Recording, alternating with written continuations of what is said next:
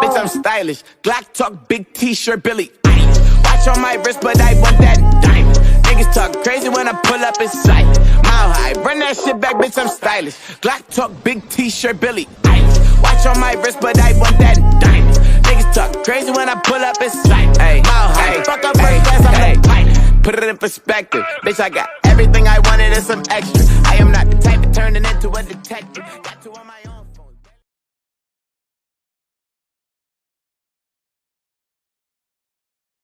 Assalamualaikum and hi everyone. This video is about radius bone. I'm Nurul Fatih Natasha. I will explain about radius. The radius is a long, thin bone of the forearm, a segment of the upper limb of the appendicular skeleton.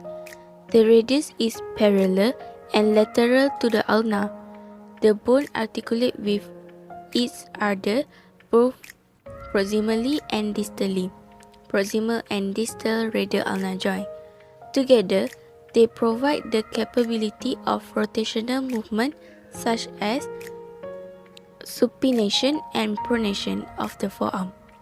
The radius is thicker and larger distally than the ulna, and the ulna is longer. The proximal end is small and forms part of the elbow joint.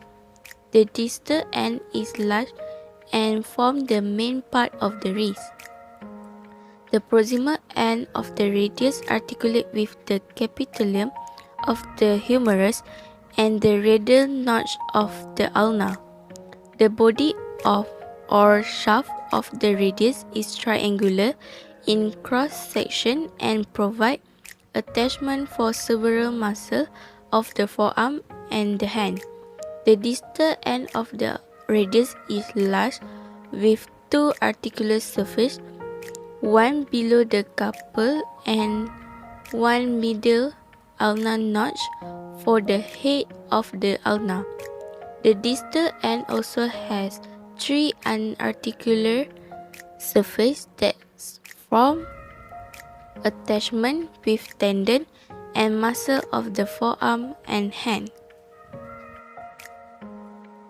Next, I will pass to Fatin to explain about structure of radius. Structure.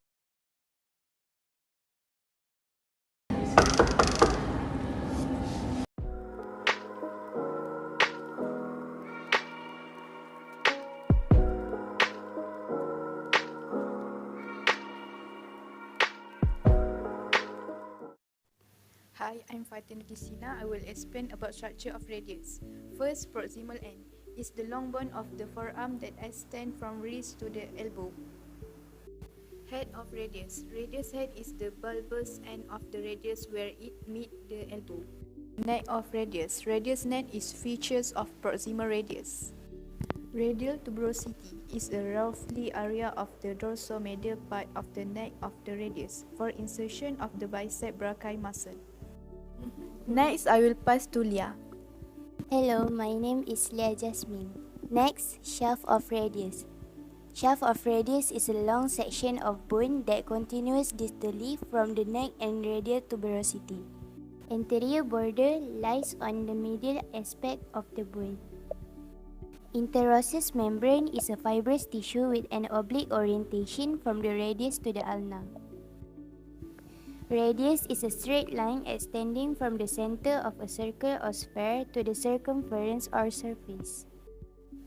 Posterior border lies on the posterior aspect of the radius and it is most visible in the midsection of the shaft.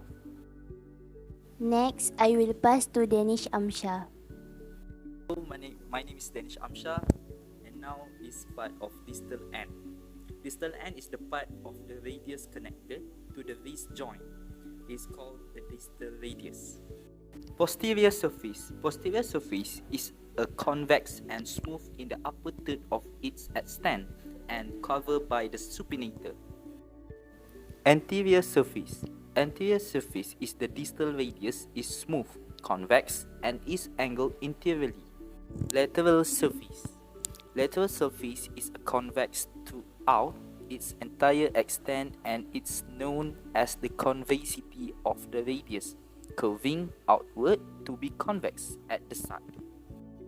Ulnar notch. Ulnar notch is the articular surface for the ulna is called the ulnar notch, sigmoid cavity of the radius. Dorsal tubercle. Dorsal tubercle is used as a landmark in wrist arthroscopy, wrist joint injection, and similar surgical and clinical procedure. Articular surface. Articular surface is triangular convex, smooth, and divided by a slight anterior-posterior ridge into two parts. And the last part, styloid process. Styloid process is a projection of bone on the lateral surface of the distal radius bone. Is the end of the radius structure. Okay, next, I would like to pass to Mawada to explain about muscle that attach to radius. Muscle!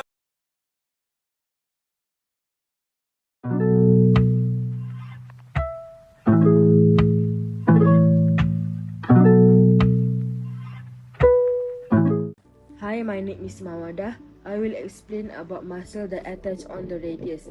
First, the proximal part of the radius is bicep brachii. It's attached to the radial tuberosity. Bicep brachii, commonly known as the bicep, is a large thick muscle on the ventral portion of the upper arm. Next, supinator muscle. The supinator is a broadly shaped muscle in the superior and posterior compartment of the forearm. It's curved around the upper third of the radius and consists of two layers of fiber. In between this layer lies the deep branch of the radial nerve. Flexor litorum superficialis, formerly known as the flexor digitorum sublimis, is the largest of the extrinsic flexor of the forearm. It forms the intermediate muscle layer between the superficial and deep muscle group of the forearm. Pronator teres is a fusiform forearm muscle found in the superficial layer of the anterior compartment of the forearm. Its primary function is to pronate the forearm and assist in forearm flexion. Flexor pollicis longus is a muscle in the forearm and hand that flexes the thumb. It lies on the same plane as the flexor digitorum superficialis. Next, I will pass to Tasha. Hi, I'm Tasha. Neck is the muscle attached at the medial shaft of radius, extensor pollicis brevis.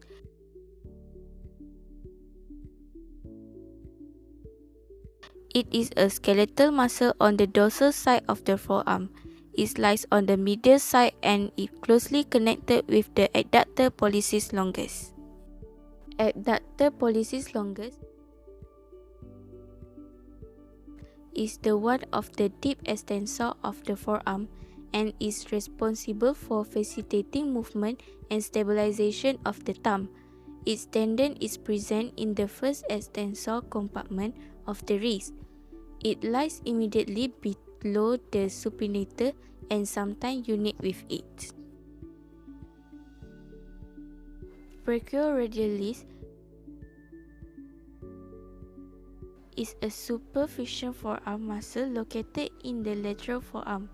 It primarily flexes the forearm at the elbow but also functions to supinate or pronate depending on the rotation of the forearm.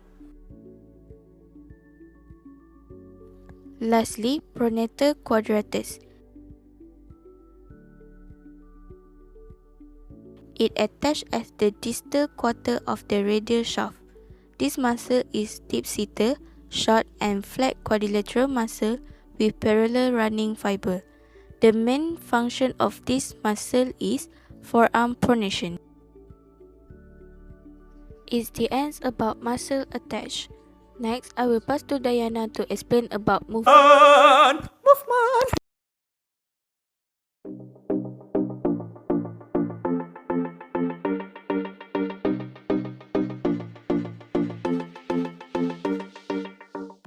Hi, my name is Diana. I will explain about movement. There are two movements involved radius. So the first one is supination. Supination is the movement in which a person turns their hand, wrist and forearm upwards. Turning your hand over to receive money is an example of supination. This motion includes supinator muscle. So next, I will pass to Arif.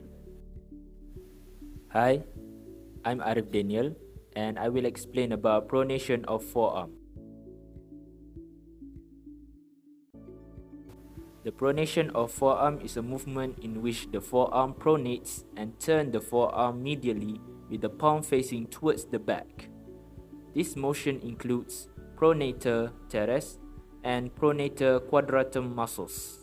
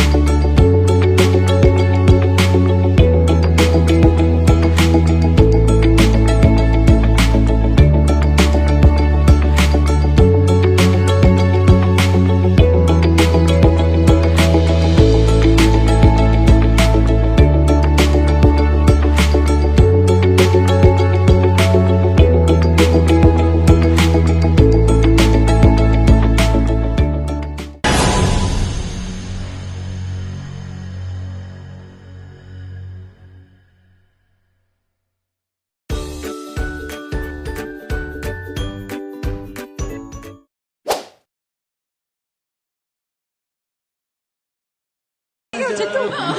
Alah dia bang.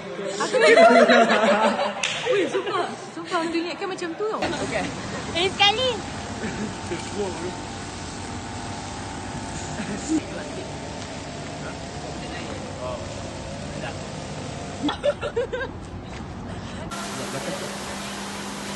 Takut jalan lambat.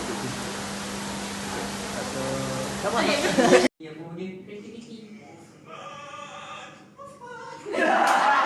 Dua, tiga.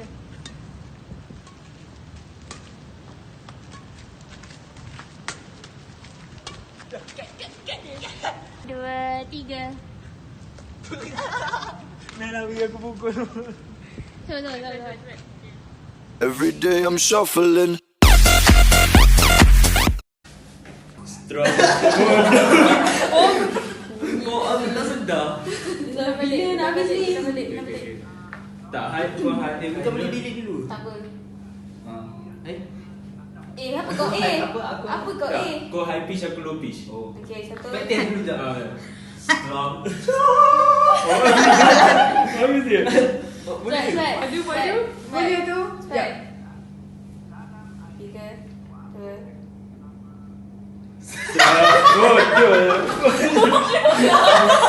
Ingatlah. Banyak dah request.